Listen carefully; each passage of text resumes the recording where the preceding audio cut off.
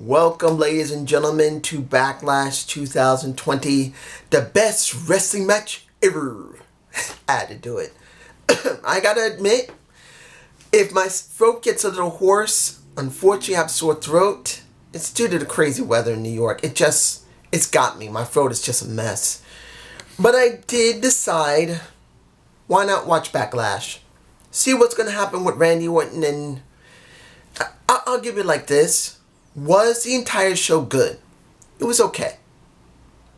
I'm going to say that. The show was okay. It wasn't incredible.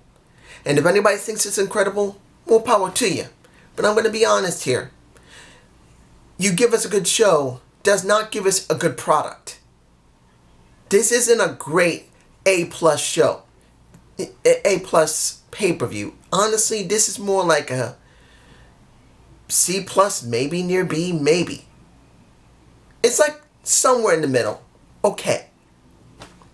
Let's talk about the kickoff show, which I don't understand why they did it. Look, wouldn't it have been better to have Apollo Crews on the main card with Andrade Cien Momos? I'm not calling Andrade. I'm not going to talk about the match because it doesn't really matter, because you got Apollo Crews, who has not been given a proper storyline, a proper character for years. I think he's been on the roster for 5 years. And now they finally give him a title. But there's no guarantee they're going to do anything with him. Yeah, he's won against Andrade, who's basically a mess.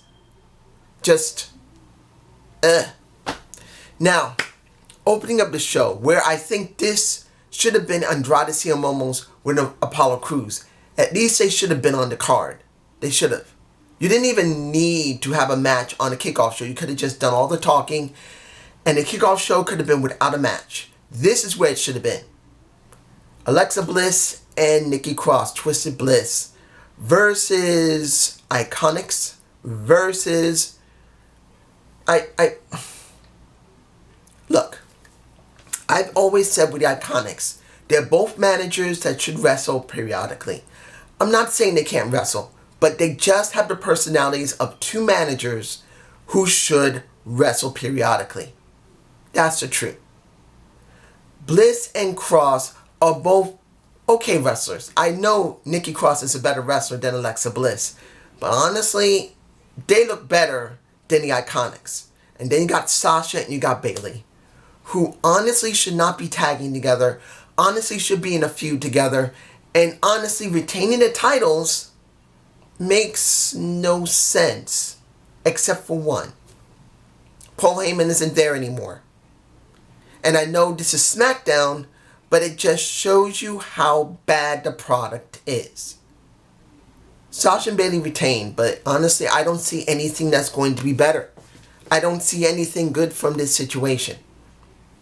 Let's move on to a... This isn't the first time they've done a storyline where someone had some type of problem or addiction. They've done it. Look what happened with CM Punk versus the one that shall not be named, Chris Jericho, when Chris Jericho screwed with CM Punk because he couldn't stand being near any liquor because his dad was an alcoholic. This isn't the first time they've done stuff like this. They did this with the Animal from Demolition. No, not Demolition, but the Legion of Doom. They always bring someone's problems, like a Matt Hardy, where he was having problems, and they put the actual relationship between Matt, Lita, and the Edge himself in a storyline. They always do this. It doesn't say it's bad, but it doesn't mean it's great, particularly that Matt Hardy's younger brother I believe Matt's the older one, but Matt's younger brother Jeff, who just came back from rehab, is now doing a storyline where I don't believe this is the wisest thing. Not that it shouldn't be done. It's just it's too soon. They rushed this when it came to Jeff Hardy. I really believe they could have done this next year. He's only been back a short time, and not saying they would make him relapse, but it's kind of not great taste. You just get the guy back. You could do a redemption story, but then you throw liquor into it. Then you throw a car accident into it. And instead of waiting at least a year where you could convince him to stay, which I'm sure he wasn't going to stay. I think he will leave and go to AEW. If the company was in good shape and not act stupid with their wrestlers, this could have been saved for next year. Was this a good match? It was okay. In the end, I'm not surprised Sheamus won here.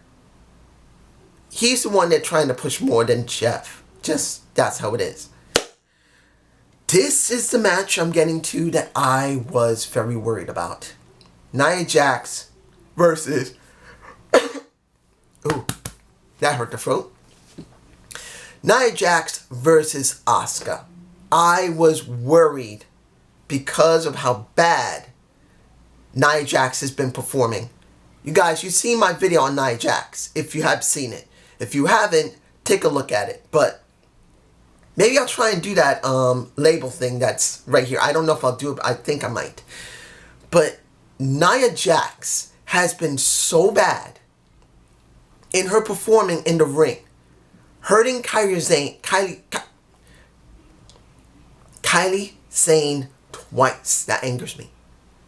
And now we see her working with Asuka. I was very worried that she wasn't being careful. Was she being good here? Not really. Her ring work is just not very good. She should have stayed in NXT years ago. It was too soon for her to come up to the You want to know why I'm botching? Double count out. Really? You couldn't just end this and move on? No. You now have a double count out on Asuka and on Nia Jax. So what does that mean? Does that mean by the next pay-per-view you're going to have Asuka versus Nia Jax versus Charlotte Flair? Yeah. Don't care. Miz and Morrison versus Braun Strowman for the Universal title. Handicap match. If either one of them wins, they become champ. Now, for what I understand, I haven't really looked a lot at SmackDown at all. I do believe this is on SmackDown. Yeah, it is. They've been messing with Braun Strowman. They wrecked a Dark Angel. I forgot the name of the car, but it's also called a Dark Angel. A Buick, I believe. Skyline? No, I think a Buick Skyline. It's been a long time since I've seen that car. That class of car. But, Buick National. But my gosh. The music video was the most interesting thing there. I'm not saying I like the music videos Miz and Morrison make, but at least it's more interesting than the match itself. Yes, Morrison was the most athletic there. Because of parkour, he knows how to do the job properly. Miz is just Miz. I don't hate Miz. When he's a heel, he's good. Is the ring work the best? No, but he does compensate with his attitude and his personality. And then you got Braun Strowman, Mr. A-Train Reborn. If no one doesn't say that his theme music doesn't remind you of A-Train, you gotta look up A-Train and look up how they booked A-Train. That's just it. They took aspects of A-Train and stuck it on Braun Strowman and then gave him a theme music. Braun Strowman wins. But to be honest, I'd rather see Miz or Morrison. To be honest, I would rather see Morrison win. I'm not a big Morrison fan. I'm not. Not in WWE. He's really not doing much. But I think if he had won the Universal title, you could at least do something interesting between the two, break them up, and could do a feud between them. Because they do have a history together. They do have real history that could give you something, I guess. The match that surprisingly was better than I expected. Bobby Lashley versus Drew McIntyre. I was surprised that the match wasn't that bad. Having the story that Lana has been screwing up Lashley makes some sense. I'm not saying it was great, but it does make some sense. Seeing that MVP has been straightening out Lashley does make some sense. Seeing that Lana should not be at ringside makes some sense. than the match itself. Actually was quite good. Wasn't great, but it was good. I wasn't bored with it. You did see what I felt like. I don't know if I got the shot. I don't think I did. Or I can get the shot. But you get Bobby Lashley throwing.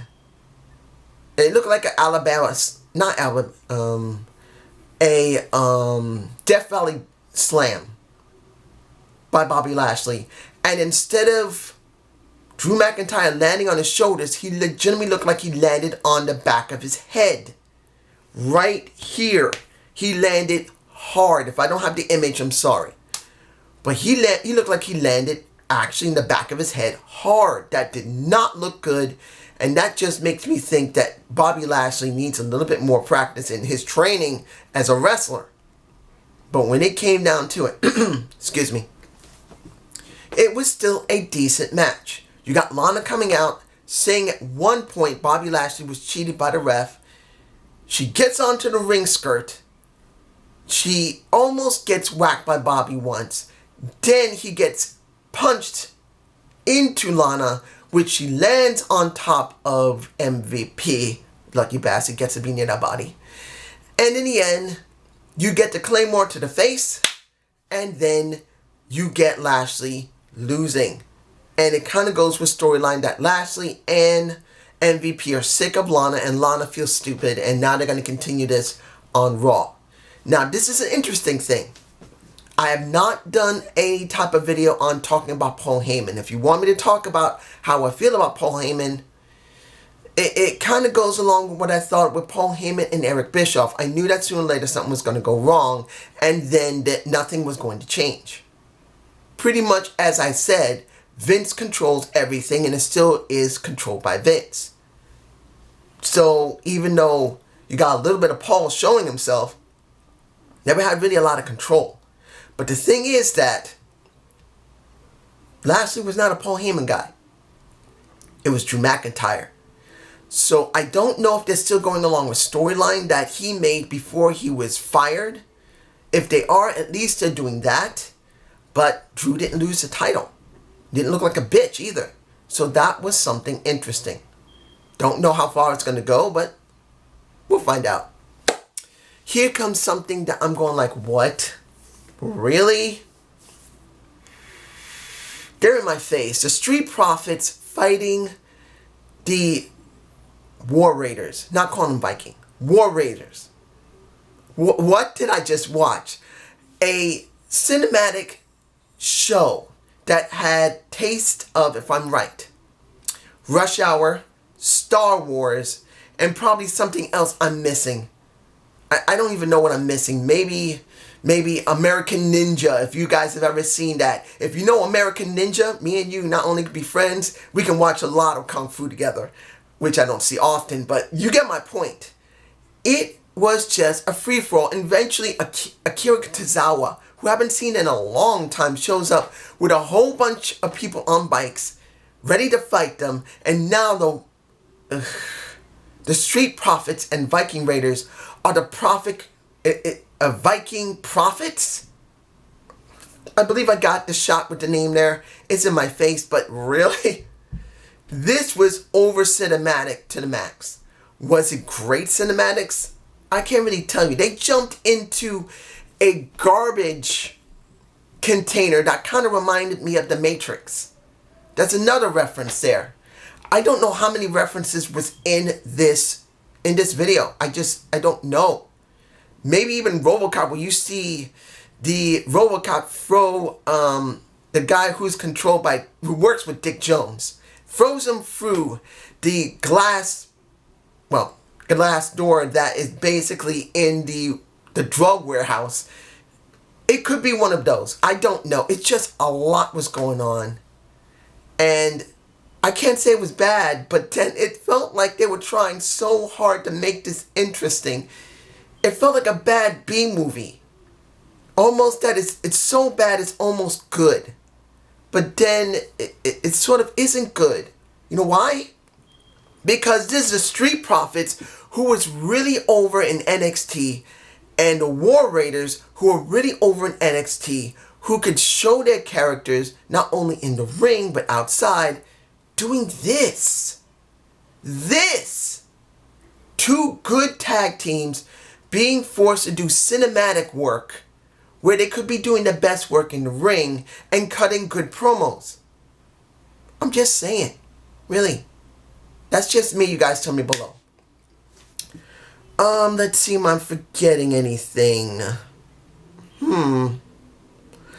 If I'm forgetting anything, I'm sorry. The greatest wrestling match ever. I'm not using that title. You know what I'm going to use the title of? Orton did work. Because that's the best title to do this with. Because when it came down to it with this match, where they tried to say this was going to be the greatest wrestling match ever, but to be honest, if you compare that to AJ versus Daniel Bryan that Friday, it's easily on par with it. Both matches are classics, but it's not the best wrestling match ever. It just isn't. Both of them are, well, AJ and Daniel Bryan could easily be a classic match. Not the greatest classic match ever made, but they did a good job. Then you look at Randy Orton and Edge. Two did incredibly good work using moves from, I had to write it down. You got the one who should not be named, Benoit, his crossface, the Olympic slam of the Kurt Angle, the pedigree from the Triple H. Who else was involved in this? The Rock of Rock Bottom from The Rock. Even Christian's kill switch. Yes, the prettier, it's the kill switch. I don't know why they wouldn't use Christian's actual name for the move, kill switch. It's called the kill switch. I always liked how it sounded. And even at one point, they were going to use a sharpshooter, and that was Edge. He was going to use a sharpshooter. I think that would have been all right. You got a lot of moves in this match. A lot of kickouts in this match. A lot of counters in this match. It was a good match. The one thing that I do not agree with, I could be wrong about this, you guys can tell me below. It wasn't Howard Finkel respect, because you see the mic in my face. They used the old stock audio from Howard Finkel to really make it special, because he did announce for both of them at one time or another. So using that from Howard, I think they both wanted to honor him, which I have no problem with. The thing that got me was that they used canned heat and canned pops.